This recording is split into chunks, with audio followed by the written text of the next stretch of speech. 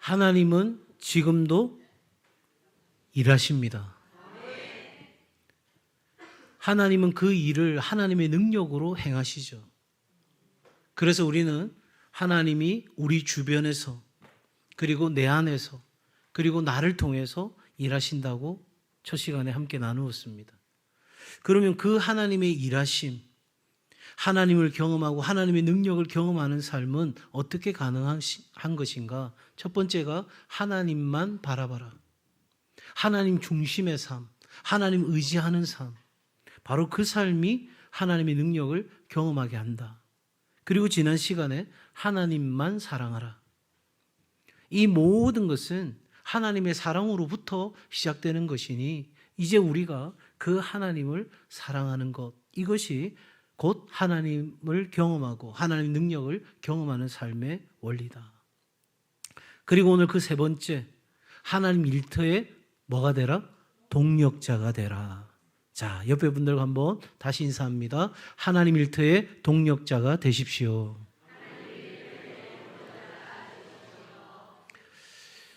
여러분, 하나님은 우리를 구원하신 분 맞습니까? 우리를 죽음에서 건져주신 분이십니다. 그러면 그렇게 우리를 건져주시고 난 뒤에 하나님께서 이제 내 할 일 다 했으니까 이제부터는 너 알아서 살아라, 이렇게 하시는 것이 아니다는 거예요. 그러면 하나님 지금 어떻게 무엇을 하시냐? 우리가 질문이 가능할 텐데, 하나님은 세상 가운데서 뭐하고 계시고 일하고 계시고 우리를 그 일터에, 하나님의 일터에, 하나님이 일하시는 그 장소에, 하나님이 역사하시는 그곳에 저와 여러분을 부르신다. 그러므로 여러분, 이 초청은 부담되거나 어렵거나 힘들고 지치게 하는 것이 아니고 우리가 누릴 수 있는 최고의 영광스러운 특권이다. 나 같은 사람이 어떻게 하나님의 일터에 일할 수 있어? 내가 어떻게 동력자가 될 수 있어? 여러분, 이거는 생각조차 우리가 못했던 일이에요. 그런데 하나님이 우리를 부르신다는 거죠. 하나님은 우리가 하나님의 역사에 관객이 되기를 원치 않으세요. 그냥 발짝 끼고 하나님 그렇게 일하시는군요, 또 몇몇의 사람들이 그 일터에서 일하고 있군요, 그렇게 우리가 구경꾼 되기를 하나님 바라시지 않아요. 그냥 우리가 소비자로 그 자리에 있기를 원치 않으세요. 하나님, 나를 만족시켜 보세요. 하나님, 내가 원하는 거 한번 줘보세요. 하나님, 내가 생각하는 대로 이루어져야 됩니다. 그러면서 우리는 소비자의 자리에 있기를 하나님 원치 않으세요. 우리가 공급자가 되기를, 실제적으로 우리가 그 역사하는 삶의 현장에서 하나님의 일꾼 되기를 하나님은 바라십니다. 그러므로 여러분, 우리가 이 하나님의 일터에 함께할 때 살아계신 하나님을 경험하게 되는 거거든요. 모세가 떨기나무 그 앞에서 하나님의 살아계심을 보죠. 아브라함이 하나님이 준비하신 그 순양을 보면서 하나님은 여호와 일의 하나님인 것을 알게 되는 것처럼, 여러분, 하나님은 배워서 아는 분이 아니라 함께 경험하는 분인 줄로 믿습니다. 그러니까 내가 지식을 많이 쌓아가지고 알았어, 이제 알고 있어, 이게 아니에요. 여러분, 그 하나님은 지금 나와 함께 하시고 나를 위해 일하고 계시기 때문에 그 하나님을 나는 실제적으로 경험하며 살아가도록 원하는 것이 하나님의 마음인 거예요. 자, 그러면 이제 우리가 구체적인 질문으로 좀 한번 들어가 보겠습니다. 하나님은 하나님의 일터에서 일하고 계시는데 도대체 하나님의 일터는 어디냐는 거예요. 한마디로 말하면 하나님이 임재하시는 곳이 하나님의 일터인 거예요. 두세 사람이 내 이름으로 모이는 곳에 나도 그들 중에 하나다, 그렇게 말씀하셨죠. 그러니 우리의 가정이 하나님의 일터가 됩니다. 다시, 우리 가정이 하나님의 일터가 됩니다. 내 직장과 우리 공동체가, 그리고 세상 한복판 모든 곳이 하나님의 일터가 됩니다. 복음이 전해져야 하는 곳, 또 복음이 전해지는 곳, 회복이 필요한 곳, 고통받는 이웃의 삶 가운데서 하나님은 지금도 역사하시는 거예요. 정말 하나님 살아계십니까? 우리 가정을 정말 돕고 계십니까? 우리 가정 안에 새로운 일이 일어날 수 있습니까? 예, 일어날 수 있고 하나님은 지금도 역사하고 계십니다. 내 삶에 그 바운다리 자리에서 하나님은 지금 일하고 계십니까? 그렇습니다. 하나님은 지금도 살아계셔서 우리 가운데 일하고 계십니다. 그런데 이것은 우리가 보이지가 않아요. 우리의 그냥 육신의 눈으로, 육신의 생각으로 보면 이건 보이지 않아요. 기도하여 이르되 여호와여 원하건대 그의 눈을 열어서 보게 하옵소서 하니 여호와께서 그 청년의 눈을 여심해 그가 보니 불말과 불병거가 산에 가득하여 엘리사를 둘렀더라. 보세요. 우리가 하나님만 의지하기로 했어요. 그래서 어떤 사람은 병거, 어떤 사람은 말을 의지해요. 왜? 인생은 전쟁터와 같으니까. 그런데 나는 이제 하나님의 능력을 경험하는 삶을 위해서 내가 병거도 의지하지 않기로 결정해요. 말도 의지하지 않기로 결정했어요. 그러면 내 인생에 답이 있어요, 없어요? 현실적으로 보면 있어요, 없어요? 없어요. 그래서 제가 뭐라고 표현했냐면 빈 깡통이 됐어요. 그런데 그 빈 깡통을 누가 만든 게 아니라 내 스스로 그렇게 결단한 거예요. 다 비워내었어요. 그런데 여러분, 거기서부터 하나님만 의지하기로 결정하고 하나님 중심의 삶을 살기로 우리가 결단하게 될 때 믿음의 눈을 열리면, 믿음의 눈이 뜨여지면 여러분 놀라운 일이 생기는데, 세상의 많은 사람들은 병거, 말을 의지했잖아요. 그런데 믿음의 눈을 뜨고 보니까 내 빈깡통 같은 인생 가운데 불병거가 기다리고 있어요. 불말이 나를 기다리고 있어요. 할렐루야. 여러분, 우리 인생을 이렇게 살아가는 거거든요. 그러니까 둘 중에 하나예요. 세상 사람들이 의지하는 병거와 말을 의지하여 살아가든지, 아니면 믿음의 눈이 열려서 불병거와 불말을 보면서 하나님의 능력을 보며 살아가든지, 둘 중에 하나지 중간은 없어요. 중간은 없어요. 죽기 살기로 믿든지 아니면 죽기 살기로 세상의 병거와 말을 더 준비하든지 둘 중에 하나예요.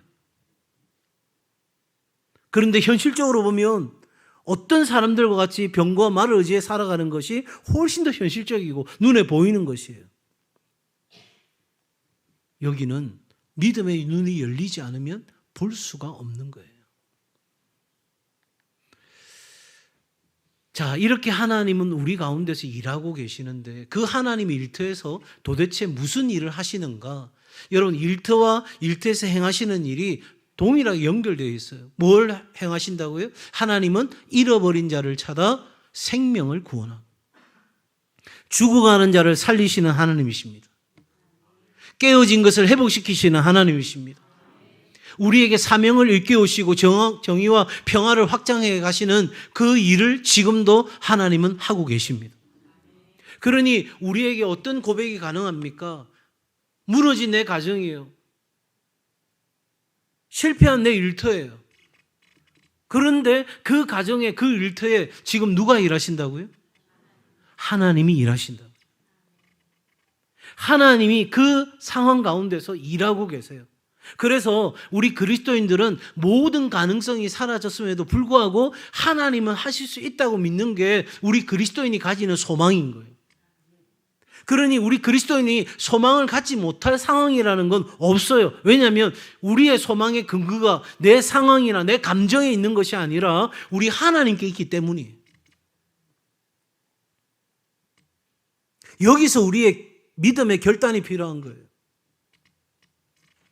하나님, 내 가정이 무너졌습니다. 그런데 하나님은 지금도 내 가정을 위해서 일하고 계신다고 말씀을 들었습니다. 지금 나에게는 답이 없습니다. 내가 할 수 있는 방법이 없습니다. 그러나 내가 하나님의 약속의 말씀을 전적으로 의지하고 하나님만을 구하고 하나님 중심의 삶을 살아가기를 원합니다. 하나님, 무너진 내 가정이 다시 회복되어지고 놀라운 하나님의 새로운 창조의 역사가 일어나는 걸 내가 보게 하여 주시옵소서. 그건 내 능력이 아니라 오직 하나님의 능력입니다. 그 기도가 우리에게 필요한 거예요. 그게 일터도 마찬가지고 내 삶에 관계되는 사람과의 관계 속에서도 마찬가지인 거예요. 여러분, 우리가 하나님이 일하심을 어떻게 알 수 있는가? 나를 보내신 아버지께서, 예수님의 말씀입니다. 그 하나님께서 이끌지 아니하시면 아무도 예수님께로 올 수 있다 없다? 없어요. 그래서 오는 그를 내가 마지막 날에 다시 살리리라. 자, 하나님은 지금도 사람들을 복음으로 이끌고 계세요. 예수 그리스도께로 이끌고 계세요. 그러므로 누군가가 이 복음에 예수님에게 관심을 보인다면 그건 곧 누구의 역사예요? 하나님의 역사예요. 그럼 그렇죠. 우리 가족들은요, 그 복음에 아직 관심이 없어요. 그럼 하나님이 일하시지 않는 거네요?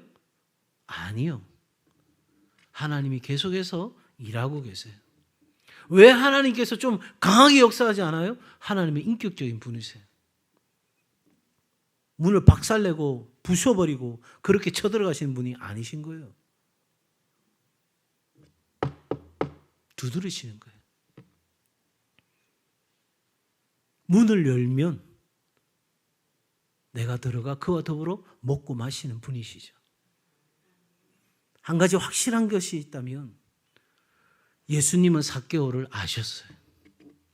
삭개오가 예수님을 알기 전에 이미 예수님이 삭개오를 아셨어요. 왜요? 삭개오 주변에서 일하고 계셨으니까. 하나님이 나의 사정을 모르시는 것 같지만, 내 아픔과 눈물과 탄식과 고통을 진짜 하나님 모르시는 것 같지만 하나님은 너무나도 확실하게 알고 계십니다. 그런데 알고 있는 것으로 끝나는 것이 아니라 내 삶에 생명의 일이 일어나도록, 회복의 역사가 일어나도록, 하나님의 창조의 일들이 일어나도록 계속해서 하나님이 일하십니다. 하나님의 사람을 보내어 말씀하기도 하시고, 믿음의 동료들을 통해서 하나님께서 격려하기도 하시고, 하나님께서 작은 것들을 통해 만족해 하시는 일들을 통해서 살아갈 만큼 견디는 그 일들을 통해서 하나님이 지속적으로 계속해서 우리 가운데 일하고 계십니다. 그러니 나를 하셔요. 나를 위해 일하고 계세요. 하나님은 그 일을 반드시 성취하시는 분이십니다. 그러기에 하나님은 우리를 통해서 그 일터에서 열매를 맺으시는데 바로 구원과 회복과 공동체의 형성과 성장과 무엇보다 하나님 나라의 확장이 일어나는 거예요. 그 전쟁터 한복판에서 사람들은 절규하지 않을까요? 도대체 하나님은 어디 계십니까? 러시아도 우크라이나에도 러시아 정교회 하나님을 믿잖아요. 죽어가는 많은 사람들이 하나님 도대체 어디 계십니까? 그런데 죽어가는 그 현장 속에 예수님이 함께 아파하고 고통하고 죽어가고 있다는 사실이죠. 그게 뭐 우리에게 도움이 되고 위로가 되냐고요? 아니요.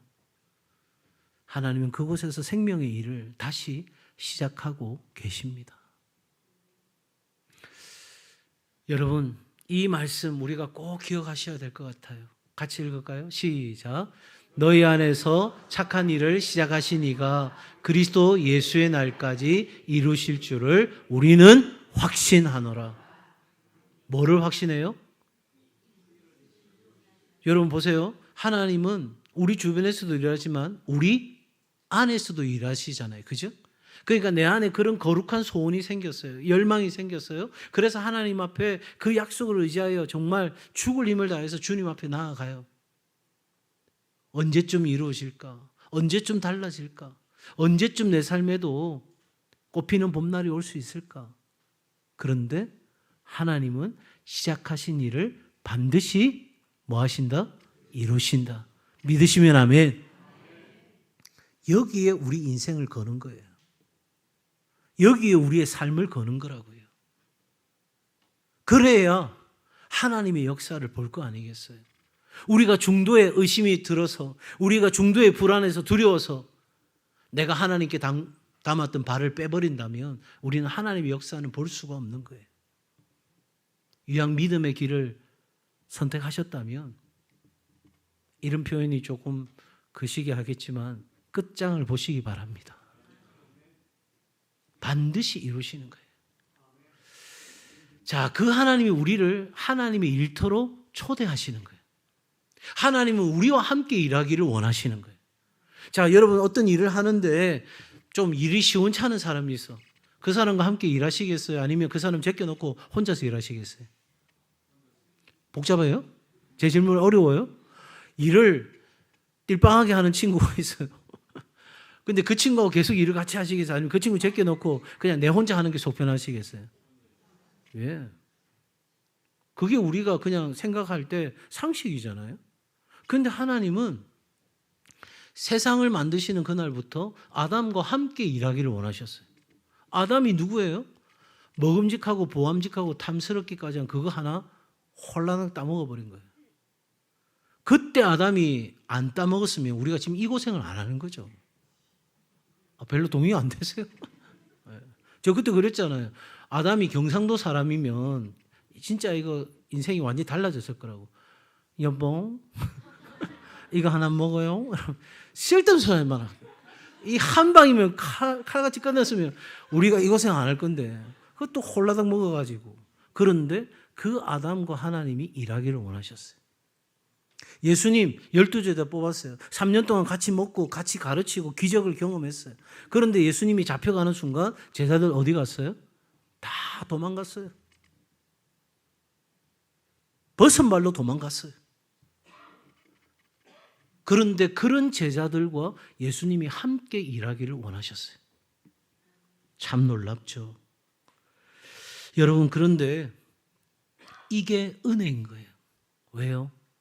나도 부족해도, 나도 연약해도, 나도 여러 취약한 부분이 있어도 하나님이 하나님의 일터로 나를 초대하신다. 나도 쓰일 때가 있다. 우리 어른들 자꾸 이렇게 생각하세요. 목사님, 제가 이제 나이 들어서 뭐 이것도 못하고 저것도 못하고, 제가 그래서 지금 우리 장청년에서 뭐 하고 있냐면 건행장력, 건강하고 행복한 영향력 있는 장청년의 삶을 어떻게 살 것인가, 성경의 인물들을 통해서 성경의 인물의 그 마지막 여정을 제가 같이 지금 나누고 있는 거거든요. 그걸 또 제가 울산 극동방송에서 매주 목요일 아침 방송으로 같이 지금 하고 있어요. 여러분, 하나님은 그 마지막 순간까지 우리가 그냥 녹슬어서 없어지는 인생이 아니라 정말 닳고 닳아서 마지막 한 점까지 하나님 앞에 드려지기를 하나님 기뻐하시고, 그것이 우리에게도 가장 가치 있는 삶이 되는 줄로 믿습니다. 여러분, 헨리 블랙가비가 하나님을 경험하는 삶이라는 책에서 이렇게 이야기합니다. 하나님은 인간이 하나님의 사역에 참여할 수 있도록, 사실 우리가 감히 어떻게 하나님의 사역에 참여해요? 하나님은 갑 중에 갑이신 거예요. 우리하고는 흔히 아이들 하는 말로 게임이 안 되는 거예요. 언감생심 우리가 어디 그 옆에 붙어가지고 아무리 우리가 알랑방구 껴도 이게 될 문제가 아니에요. 그런데 하나님이 우리와 함께 일하시기 위해서 갑 중에 갑이신 그 하나님이 을 중에 을이 되셔서 우리 가운데 오신 거예요. 내가 너와 같이 되어서 너와 같이 일하기를 원한다. 왜 그러십니까? 도대체 하나님 왜 그러십니까? 그냥 하나님 혼자 사시는 게 속 편할 텐데 이렇게 의심 많고 불안과 염려와 걱정과 근심에 휘둘리고 그렇게 어느 순간 넘어지고 하나님 앞에 등을 돌리고 살아가는 이 인생이 뭐가 그렇게 하나님께 필요하셔서 그렇게까지 하신 겁니까? 여러분, 더 나아가서 하나님은 우리를 동력자로 부르시는 거예요. 동력자로. 그럼 도대체 왜 그렇게 하시느냐? 여러분, 하나님은 우리가 하나님의 역사와 하나님의 능력을 알고 살아가기를 원하십니다. 그래서 이 세상 가운데 강하고 담대하게 승리하는 삶을 살아가기를 원하십니다. 세상이 줄 수 없는 진정한 평안을 누리고 살아가기를 원하십니다.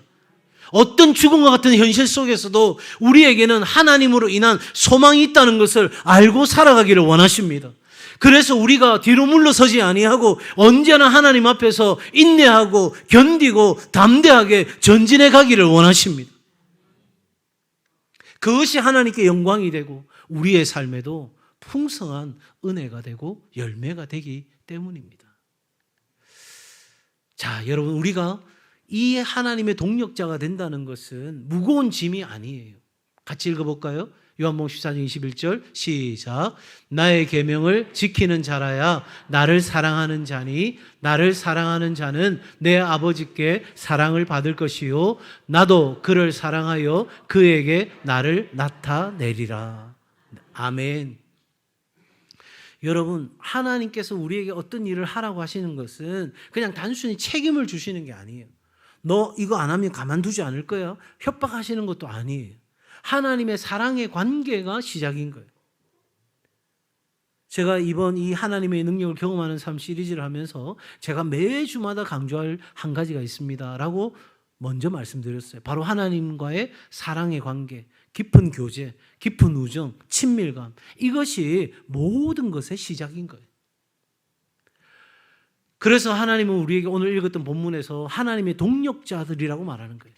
그냥 우리가 종이 아니라, 하수인이 아니라 바로 하나님의 동력자들인 거예요. 하나님과 함께 목표점을 바라보면서 하나님과 함께 그 길을 걸어가는 동력자. 저 같으면 그렇게 안 하겠어요. 그냥 혼자 하는 게 진짜 앞서 말씀드린 것처럼 속 편할 것 같아요. 우리 주님이 이만큼 땡겼는데 어느새 보면 자신의 삶의 문제에 콧받들이면서 제자리로 가 있어요. 그냥 아예 쳐다보지 않고 그냥 하나님 그 길 가시면 빨리 이루실 것 같아요. 그런데도 하나님은 다시 이야기하는 거예요. 등을 돌려라, 돌이켜라, 내게로 향해라, 나를 바라보라. 어느 순간 제가 이렇게 감정이입이 돼가지고 그런 생각이 들더라고요. 야, 하나님 정말 좀 처량하다. 도대체 하나님이 뭐가 부족해서 우리 같은 인생을 향해서 그렇게 말씀하실까?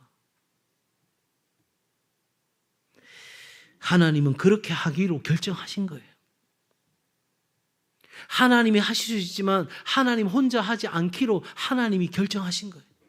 답답해도 힘들어도 지쳐도 때로는 분통이 치밀어 올라도 그렇게 함께 내 자녀들과 동력의 길을 걸어가기로 하나님이 결정하신 거예요. 그런데 참 놀라운 게 있어요. 하나님을 사랑하는 것은 이것이 우리가 그의 계명들을 지키는 것이라. 여기까지 하니까 부담스러워요. 내가 세상에서도 이것도 해야 되고 저것도 해야 되고 할 게 너무 많아요, 하나님. 그런데 교회 와서도 이거 해라 저거 해라 계속 너무 힘들어요. 그런데 우리 하나님 뭐라고 말씀하세요? 그의 계명들은 뭐한 것이 아니다? 무거운 것이 아니다. 잘 보세요.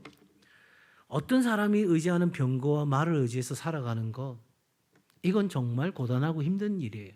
왜? 내 뜻대로 되지 않잖아요. 여러분이 병거 얻으려고 하면 병거 얻어지던가요?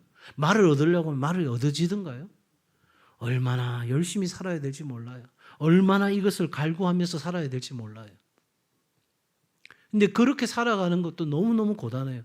그런데 이제 내가 주님의 계명, 주님의 말씀, 하나님의 일터에서 하나님의 일을 하고 사는 것, 여기다가 내가 그걸 더 얻는 것 같은 거예요. 그런데 하나님은 그렇게 말씀하시는 것이 아니에요. 이 땅에서 너의 그렇게 살아가던 삶의 방식들을 이제 내려놓아라. 그리고 나를 사랑하고 나의 계명을 따라 살기로 결정해라. 예수님께서 말씀하신 그 내용 기억하시죠? 수고하고 무거운 짐진 자들아, 다 내게로 오라. 내가 너희를 쉬게 하리라. 거기서 끝나는 게 아니라 나의 짐을 지고 나를 따르라. 나의 짐은 쉽고 가볍다고 이야기하세요. 여러분, 이 인생의 무거운 짐을 지고 전전긍긍하면서 끙끙거리면서 살 건가? 아니면 그거를 던져버리고 그걸 넘겨버리고 이제 내가 오직 하나님 한 분만 붙잡고 하나님이 주시는 능력으로 믿음의 눈을 열어서 그 하나님의 지혜와 은혜를 의지하여 살아갈 것인지 우리는 결단해야 되는 거예요. 그래서 이 하나님의 동력자로 살아간다는 것은 무거운 것이 아니라, 힘든 것이 아니라, 어려운 것이 아니라 여러분 쉬운 거예요. 가벼운 거예요. 왜냐하면 우리 하나님이 앞서지고 가시는 거예요. 우리 하나님이 나와 동행하시는 거예요. 그런데도 불구하고 하나님의 일하심이 무겁게 느껴진다면 그건 하나님 탓이 아니고 누구 탓이에요? 내 탓인 거예요. 내가 지고 가니까 힘든 거예요. 목회하면서 어려움이 있죠. 마음의 상함이 있습니다. 아픔이 있습니다. 고단함이 있고요. 그런 순간이 되면 여기서 끝을 내야 되나 그런 생각이 들어옵니다. 그럴 때가 되면 저는 하나님 앞에 나아갑니다. 왜요? 거기만이 답이 있으니까. 기도도 안 됩니다. 찬양도 안 되고요. 성경에 읽었던 말씀들이 내 마음에 들어오지도 않습니다. 그냥 우두커니 그 앞에 앉아 있습니다. 하나님 도대체 이게 뭡니까? 하나님과 하나님의 말씀의 그 거울 앞에 나를 비추어 봅니다. 그 순간 깨닫게 되는 게 있어요. 내가 하려고 했기에, 내가 지고 가려고 했기에, 내가 뭔가를 만들어내려고 했기에 내가 얼마나 무겁고 고단했는가를 알게 됩니다. 그리고 그 순간 이렇게 고백합니다. 하나님, 제가 지고 갈 수 없고 제가 감당할 수 없고 제가 온전히 이룰 수 있는 일이 아닌 것을 고백합니다. 하나님께 맡깁니다. 그런데도 내 마음에 불쑥불쑥 올라오는 것들이 여전히 내가 그럴 때마다 그렇게 나아갑니다. 오히려 불안합니다. 왜요? 내가 하는 게 속편하거든요. 내 생각이고 내 감정이고 내 의지니까 얼마든지 할 수 있어요. 그런데 도대체 하나님의 생각이 뭐고 하나님의 마음이 뭔지 하나님의 의지가 뭔지 잘 모를 때가 너무 많아요. 그러나 여러분, 내가 답답하다고 해서 하나님이 일하시지 않는 게 아니죠. 하나님이 나를 모르신 것이 아니에요. 그러니 여러분, 우리 하나님께 여러분의 모든 것을 맡기면서 하나님과 동력의 길을 걸어갈 수 있기를 바랍니다. 하나님은 당신 없이 그 일을 하지 않으시고 당신을 그분 없이 일하게 하지 않으신다. 에이든 터즈 목사님의 귀한 말인데 여러분 정말 도전되는 것 같아요. 나 혼자 하게 하지 않으셔요. 같이 하셔요.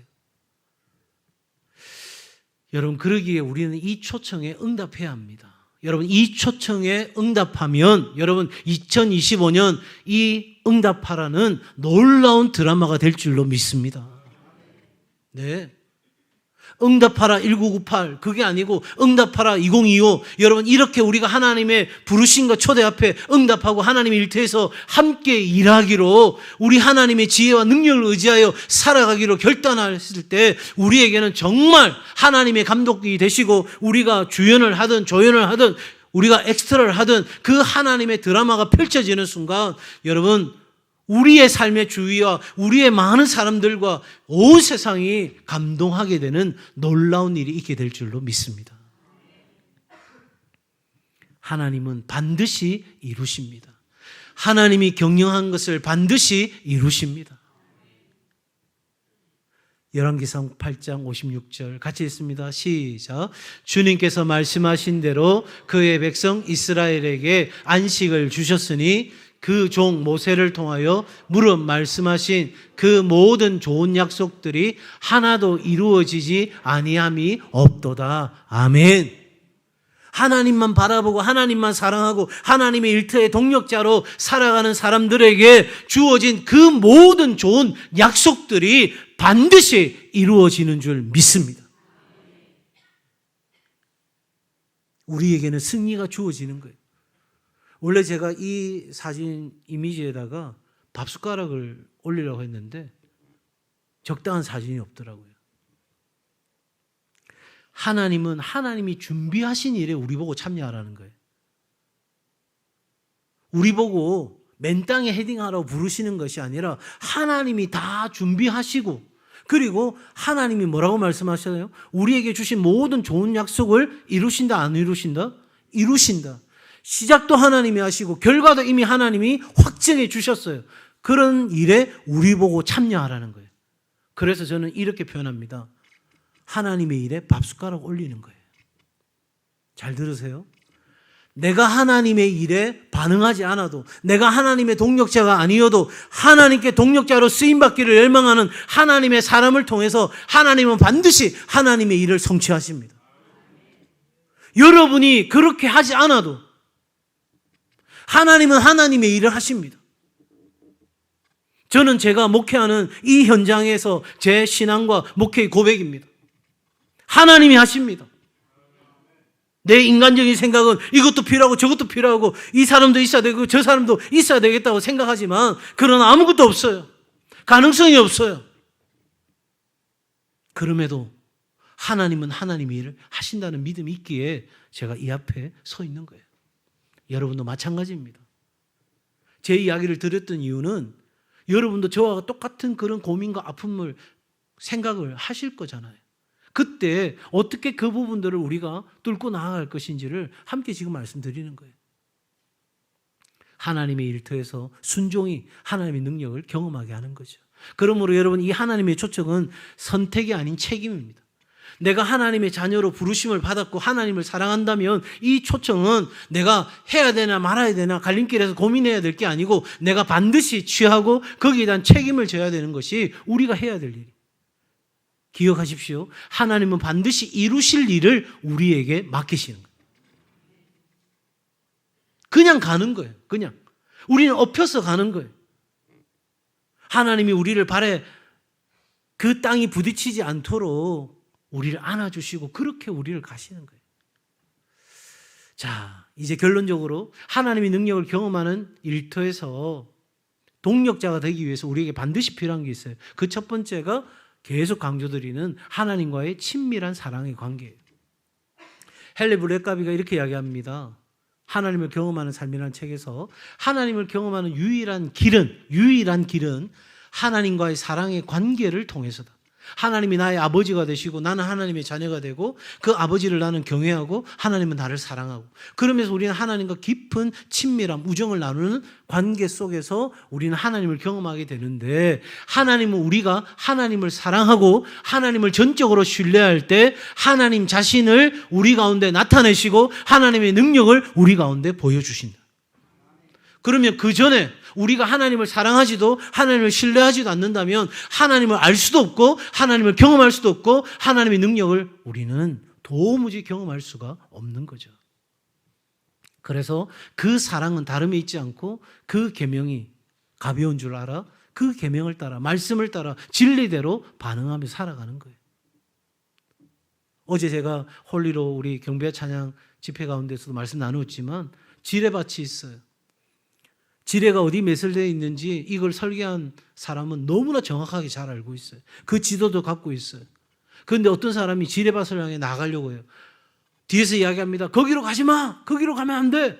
지뢰가 터져. 거기로 가야 돼. 거기로 가야 목적지 갈 수 있어. 그렇게 이야기하는데 지뢰밭으로 들어간 사람이 귀찮아. 내가 알고 있어. 내가 할 수 있어. 여러분 어떻게 될까요? 터지는 일이 일어나는 거예요. 그건 여러분 우리를 통제하거나 우리를 괴롭히거나 우리를 억압하려고 주시는 말씀이 아니에요. 우리를 뭐 하려고요? 살리려고요. 우리를 사랑하기 때문에 그렇게 주시는 말씀인 거죠. 그러므로 여러분 하나님의 능력을 경험하는 사역의 시작은 사명보다 사랑인 거예요. 사랑이 시작인 거예요. 그래서 하나님과 인격적인 사랑의 관계가 없는 사역은 메마른 활동이 될 수밖에 없어요. 찬양대 하는데 하나님에 대한 인격적인 사랑의 고백이 없다면 여러분이 오늘 찬양한 그 찬양의 가사는 죄송하지만 아무 의미 없는 거예요. 우리 찬양대에 있는 한 사람 한 사람이 정말 삶의 신앙의 고백을 가지고 이 찬양의 가사 한 절 한 절을 부르는 거예요. 그래서 여러분 한번 따라합시다. 하나님의 일은 관계에서 시작되고 사랑의 교제 안에서 지속됩니다. 그러니 우리는 계속해서 돌아봐야 되는 거예요. 내 안에 하나님의 사랑의 관계와 교제가 계속해서 이루어지고 있는가? 이 사랑은 하나님을 알아가는 통로이고 능력의 근원입니다. 여러분 우리의 기도가 바로 사랑의 대화이기에 여러분 하나님을 사랑하는 사람은 더 많이 깊이 기도하기를 원하는 거예요. 그래서 기도가 사역을 위한 준비가 아니라 기도하는 그 자체가 사역이라고도 할 수 있습니다. C.S. 루이스는 말합니다. 하나님을 아는 것이 목적이 아니라 하나님을 뭐 하는 것이 사랑하는 것이 목적이에요. 그리고 그 사랑 안에 뭐가 있어요? 능력이 있어요. 하나님과의 교제 없이 그분을 위해 일하려고 한다면 우리는 자기 왕국을 만들 수밖에 없어요. 하나님의 능력은 하나님과의 친밀함에서 공급된다는 것을 우리는 기억해야 할 것입니다. 자, 두 번째로 우리가 하나님의 동력자가 되기 위해서 우리에게 필요한 것은 영적 민감함과 깨달음, 영적 결단이에요. 한번 볼까요? 디트리 보네퍼입니다. 그는 이렇게 이야기합니다. 하나님을 따르는 삶은 이해가 아닌 순종에서 시작된다. 내가 다 이해되기 때문에 가는 게 아니에요. 그냥 주의 말씀이니까, 내가 사랑하는 주의 말씀이니까, 나를 사랑하여 하나밖에 없는 아들을 내어주신 하나님이 나에게 주신 말씀이니까 이해되지 않아도, 공감되지 않아도, 그게 불안해도 우리는 순종으로 가는 거예요. 그런데 그 영적 순종에는 뭐가 필요하다고요? 영적 분별력이 필요한 거예요. 영적 각성이, 영적 깨달음이 우리 가운데 필요하다는 말이죠.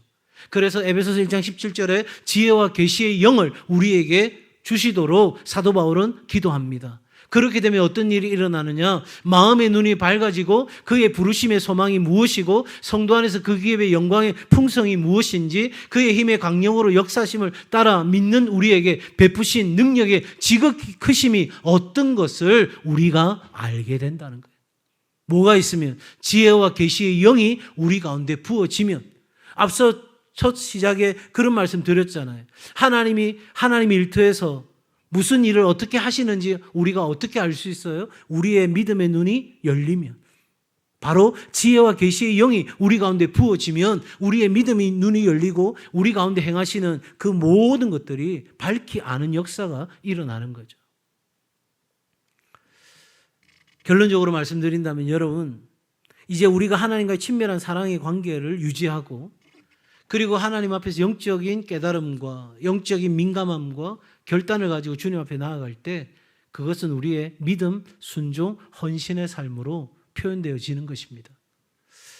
허드슨 테일러, 아무리 설명드려도, 아무리 강조해도 부족함이 없는 귀한 선교사님이었어요. 그분이 이렇게 말합니다. 하나님은 위대한 사람을 찾지 않으신다. 하나님은 그저 온전히 그분을 의지하고, 보네퍼 이야기를 보태서 이야기한다면 이해되지 않아도 그분을 의지하고 순종할 자를 찾으신다. 그러므로 여러분, 믿음과 순종, 헌신은 하나님의 능력이 임할 토양인 거예요. 그게 우리가 깔려져야 하나님이 그 위에 얼마든지 역사하시는 거예요. 우리의 자격이 아니라 믿음과 순종, 헌신의 자세를 통해 하나님이 역사하십니다. 오스왈드 챔버스 주님은 나의 최고봉이라는 책에서 이렇게 이야기합니다. 하나님은 당신의 능력을 어떤 사람에게 주신다? 준비된 자. 누가 준비된 사람입니까? 자기를 포기하고 하나님을 신뢰하는 것. 다시 말하면 하나님과 사랑의 친밀한 관계를 나누고 영적인 민감함을 가지고 영적 깨달음과 결단을 가지고, 그래서 하나님 앞에 믿음과 순종과 헌신으로 가고자 하는 사람에게 하나님이 능력을 주신다. 그러므로 순종은 하나님의 능력이 현실화되는 통로예요. 우리에게 주신 약속이 많잖아요. 그죠? 모든 좋은 약속들이 있잖아요. 그리고 그 모든 좋은 약속은 반드시 이루어진다고 성경이 말씀하고 있어요. 근데 여기에 중간에 우리의 믿음과 순종이 들어가야 이 모든 약속이 이루어지는 이 현실이 내 삶에 일어나게 되는 줄 믿습니다. 하나님의 부르심에는 은혜가 따릅니다. 그리고 순종에는 하나님의 실제적인 능력이 공급됩니다. 바라기는 은혜를 받고 누릴 뿐만 아니라 여러분의 순종의 삶을 통해서 하나님이 실제적으로 공급하시는 그 능력을 경험하며 살아가시기를 주의 이름으로 축복합니다.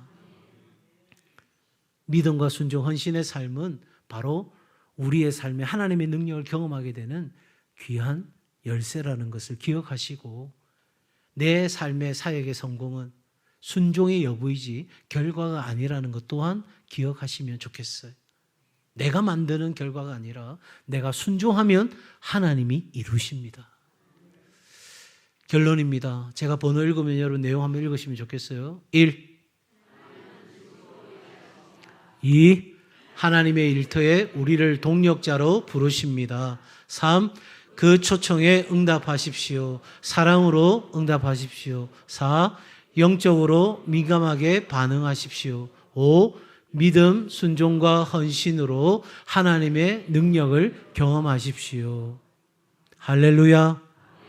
여러분, 사실 이런 과정을 따로 성경 공부로 하면 좋겠죠. 그러면 충분히 한 1시간 반, 2시간 정도의 시간을 가지고 할 수 있습니다. 그런데 제가 오래도록 고민하고 결단한 것은 정말 우리 온 성도들이 하나님을 경험하고 하나님의 능력을 경험했으면 좋겠다. 이게 목회자로서 간절한 기도입니다. 우리 성도들이 강하고 담대하게 세상을 이기며 그것도 넉넉히 이기며 살아가는 성도들 다 되시기를 주의 이름으로 축복합니다.